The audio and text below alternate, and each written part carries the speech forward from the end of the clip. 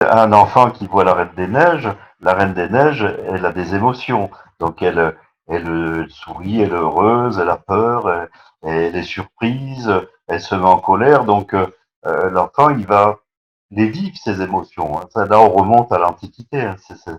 Les Grecs, c'était Aristote qui avait dit que quand on allait au théâtre, on vivait par les émotions des spectateurs et que ça nous purgeait un peu des nôtres. Donc les enfants, ils voient les émotions de la Reine des Neiges, ils les ressentent, ils apprennent à les connaître. Donc ils apprennent à les connaître et après, ils peuvent apprendre à les réguler. Vous voyez, c'est pas donc à partir du moment où on connaît quelque chose, on le domestique un peu. Oui. Donc c'est cet apprentissage des émotions, de régulation, qui est une des vertus, hein, qui peut être une des vertus de la musique.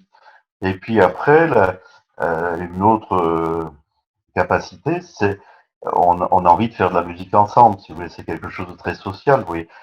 Pas trop en France, moins en France, parce qu'en France, on a toujours peur de chanter, on a toujours peur de chanter faux, et je pense qu'en Belgique, on chante plus facilement qu'en France, en Allemagne, en Angleterre, dès que les gens sont réunis, dès qu'il y a un repas, les gens ont l'habitude de chanter, c'est très facile. Ça vient peut-être de la structure du langage. En France, on chante peu en parlant, et puis, on parle de manière très régulière. Donc, apparemment, on serait plus fait pour l'Alexandra. Alors, par exemple, en Angleterre, les gens, ils chantent beaucoup en parlant, et puis il y a un rythme, ça suit. Donc, ils seraient plus fait pour chanter. Il y a peut-être une explication. Oui.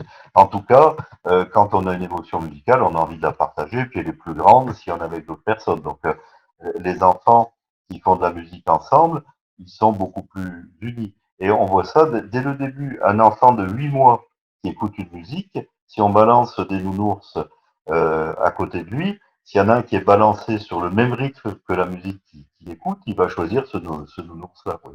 Un peu plus tard, vers un an et demi, s'il y a un adulte qui est à côté, il n'a pas besoin d'être balancé. Il suffit qu'il soit à côté, l'enfant il est content d'être balancé. Les expériences avaient été faites avec la chanson des Beatles, Twist and Shoot. Hein, vous voyez, donc il devait se balancer assez vite.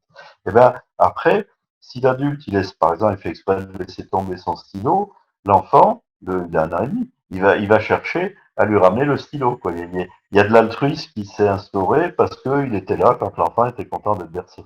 Donc, la musique nous conduit vers l'altruisme, on a envie d'en parler avec les autres, donc c'est ce point positif. Donc, on a le langage, la coordination, les émotions, la mémoire, puisque ce lobe frontal, là, il est impliqué dans la mémoire.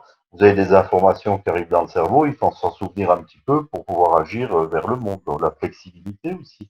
On sait que dès que vous entendez de musique, votre lobe frontal, il se met en route. Pourquoi? Parce que le plaisir en musique, ça vient du fait de se souvenir de ce qu'on vient d'entendre. Si vous ne vous souvenez pas du tout des deux, trois mesures que vous venez d'entendre, vous n'anticipez pas sur ce qui va arriver. Donc, vous n'avez pas de plaisir en musique. Il y a une personne sur 20 qui ressent pas, qui comprend pas la musique, qui ressent rien, qui n'arrive pas à l'écouter, etc. Donc, c'est cette petite fonction qui compte. Donc, vous vous souvenez, vous devez anticiper, donc ça vous fait marcher la mémoire à court terme. Donc on a montré que les enfants qui font de la musique, ils activent leur lobe frontal, leur mémoire à court terme, et puis aussi ce lobe frontal, il permet de programmer ce qu'on va faire sur le monde. Donc ça leur permet, on va dire, de mieux exécuter un programme. Vous voyez, vous avez des enfants, ils vont passer un examen, ils savent tout, mais ils ont une demi-heure pour répondre, et au bout d'une demi-heure, ils n'ont pas fini.